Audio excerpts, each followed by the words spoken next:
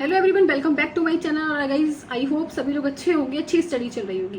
Guys आज मैं आपको यहाँ पर जो मेरी वीडियो है वो मेन पर्पस ये है कि मैं इंग्लिश की जो मेरी स्ट्रेटजी है वो क्या मैं फॉलो करती हूँ, यानी कि what is my English strategy. ठीक है।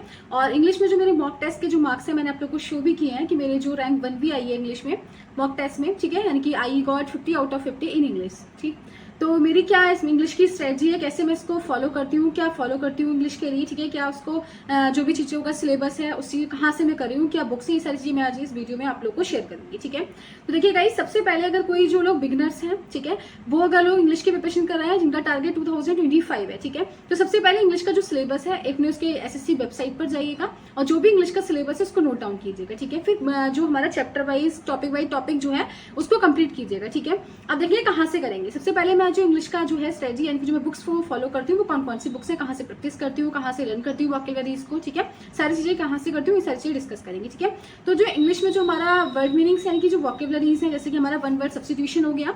ठीक है, और जो हमारा वन वर्ड सब्स्टिट्यूशन आता है वो मैं करती हूँ इंग्लिश VMW यानी कि क्रिस्टोफर की जो बुक है उससे मैं इसको करती हूँ। ठीक है, ये हमारी क्रिस्टोफर की बुक है तो इससे मैं करती हूँ इंग्लिश की, यानी क्रिस्टोफर फ्रेक्स की जो बुक है उससे मैं वन वर्ड सब्स्टिट्यूशन करती हूँ। ठीक है, देन हमारा आता है आइडियम्स एंड फ्रेजेस, ये भी मेरे पास क्रिस्टोफर की बुक है तो ये मेरा वन वर्ड सब्स्टिट्यूशन।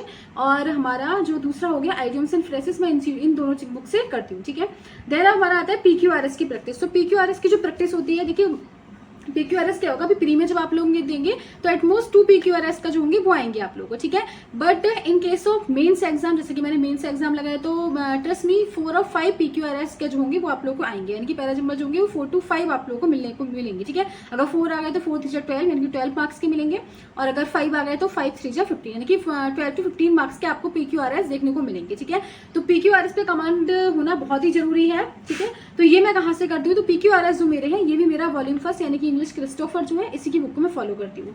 ठीक है, एक मेरी प्रैक्टिस की बुक है और वो भी मेरी क्रिस्टोफर की है। ठीक है, वर्ड मीनिंग अब जो हमारा ये है यानी कि जो वर्ड मीनिंग्स एंटोनियम और सिनोनियम है ये भी मेरे पास क्रिस्टोफर की बुक है, थोड़ी फट गई है तो इसको भी मैं यहीं से फॉलो करती हूँ। ठीक है, तो इंग्लिश में देखिए क्या होता है, सबसे पहले हम क्या करेंगे, जो मेन पोर्शन है हमारा वोकैबुलरीज का, it's play a very vital role, क्योंकि अगर वोकैबुलरीज जो है काफी आती है, synonym antonym one word substitution ये सारी चीजें आ जाती है। और अगर वोकैबुलरीज का जो रोल्स होता है वो हमारा क्लोज टेस्ट में भी होता है। ठीक है, क्लोज टेस्ट में भी जब हम उसको करेंगे तो हमारे पास जैसे 4 ऑप्शन आ गए, चारों ऑप्शन में से अगर आप लोगों को वर्ड मीनिंग्स का जो हिंदी नहीं पता होगा तो आप उसको एलिमिनेट नहीं कर पाएंगे ऑप्शन को कि उसमें क्या फिट रहेगा। ठीक है, तो इंग्लिश को अच्छा करना सबसे पहले कि वोकैबुलरीज को स्ट्रॉन्ग बनाएंगे, और वोकैबुलरीज को स्ट्रॉन्ग बनाने के लिए अगर आप लोगों को मेरे पास तो एक क्रिस्टोफर की, अगर क्रिस्टोफर की बुक अवेलेबल नहीं हो रही है, ठीक है, तो मैं जो आपको सजेस्ट करूंगी तो ब्लैक बुक जो है वो बेस्ट बुक है, ब्लैक बुक। ठीक है, ब्लैक बुक मेंस के लिए भी और प्री के लिए दोनों के लिए बहुत अच्छी बुक है, तो ब्लैक बुक मैं आपको सजेस्ट करूंगी, ब्लैक बुक ले सकते हैं, उससे आप प्रैक्टिस कर सकते हैं, उसमें सारी चीजें मिलेंगी। ठीक है, प्रीवियस ईयर की जो वर्ड मीनिंग्स हैं, जो भी प्रीवियस ईयर के जो आर्टिकल्स है सारी चीजें उसके अंदर अवेलेबल होंगी। ठीक है, तो आप लोग ब्लैक बुक ले सकते हैं।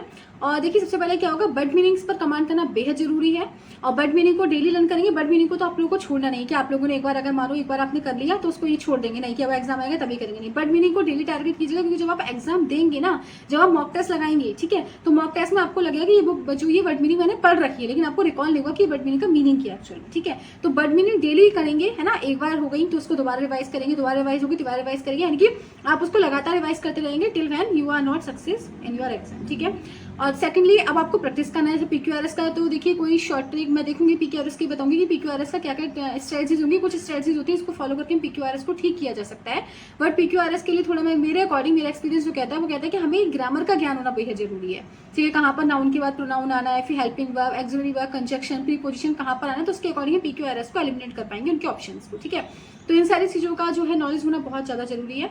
ठीक है, बट PQRS की कुछ ट्रिक्स होंगी, जो 4 और 5 ट्रिक्स है, मैं उसको आपको एक बार शेयर करूंगी कैसे कैसे उसको हम एलिमिनेट करके कर सकते हैं। ठीक है, बाकी जो PQRS वगैरह है तो मेरे अकॉर्डिंग PQRS के जितनी ज्यादा से as more as you can do practice ही डिमांड करती है। ठीक है, PQRS के लिए जितनी ज्यादा प्रैक्टिस करेंगे उतना ज्यादा अच्छा रहेगा डेली अकॉर्डिंग टू मी।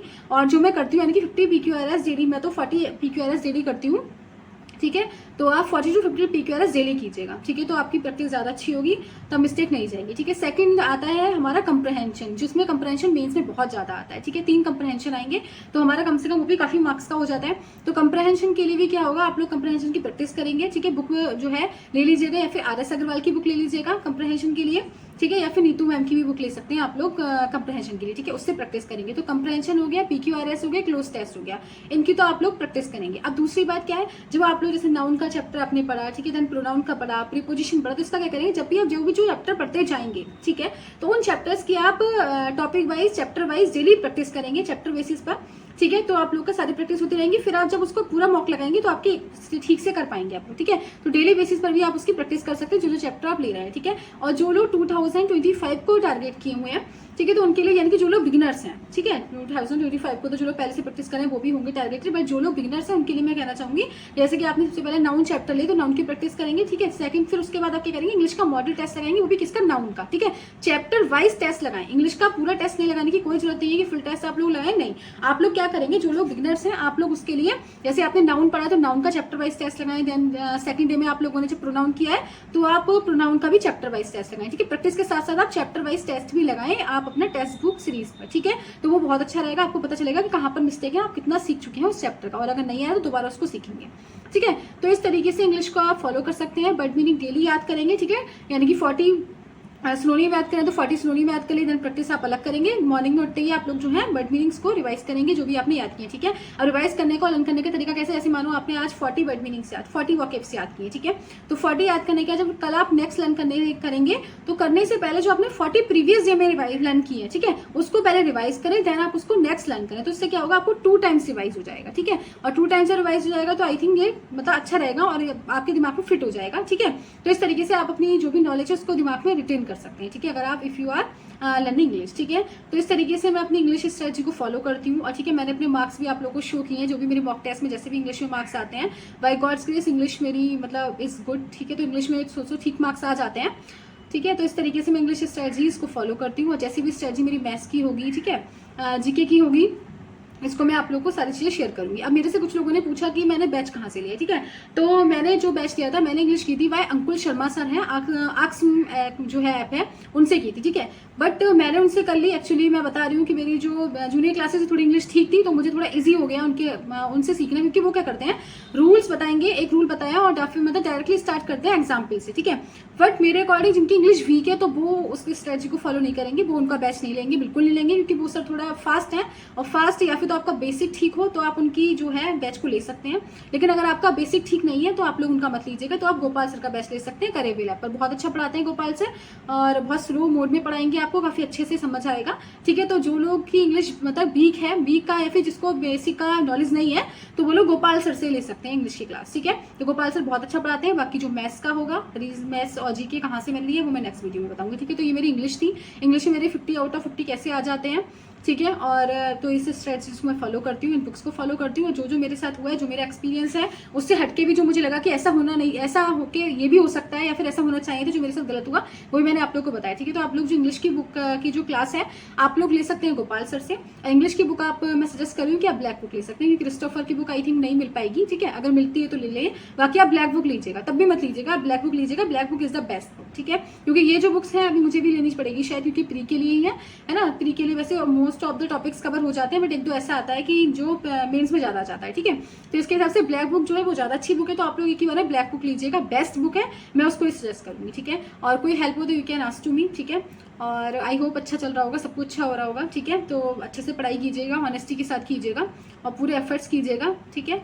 और thank you and have a nice day.